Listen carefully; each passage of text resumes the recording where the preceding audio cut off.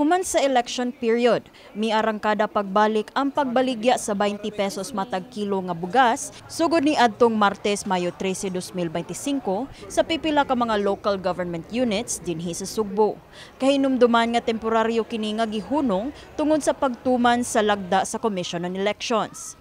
Gikonpermar karong Huwebes, Mayo 15 sa Information Officer 3 sa National Food Authority 7 kon NFA 7, Olma Marie Nedia, nga padayon pa ang ilang pag-apod-apod sa unang batch sa sinakong bugas sa 30 ka mga lungsod dinhi sa Sugbo. So as promised before ang atoang election nga during po sa launching dito sa Cebu Capital niingon magito si Secretary Kiko Francisco Laurel nga padayon ni ato ang P20 program mo ni ang programa.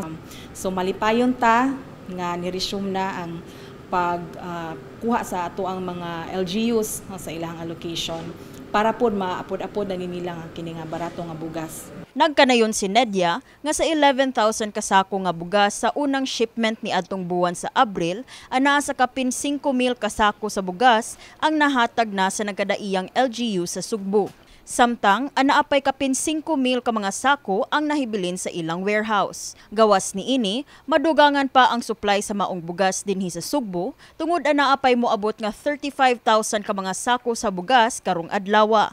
Kini kabahin sa 50,000 ka mga sako sa bugas nga gi-allocate alang lamang sa Sugbo. Naratay igo nga supply ani sir sa atong P20 program kay in fact naatay mga gi-expect nga arrival or mga shipments from other regions para mo-augment ang ato ang stocks para ani nga programa nga P20.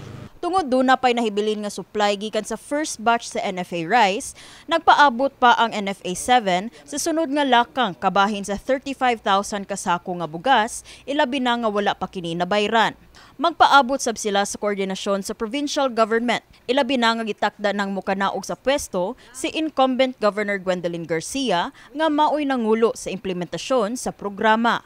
Apan mipasalig ang NFA 7 nga bisag unsa pay mga kausaban sa administrasyon sa Cebu Provincial Government, magpadayon gihapon ang P20 Kilo Rice Program tungod kini usa ka national project. Kini si Eliza May Piñaranda, alang sa My TV, Cebu.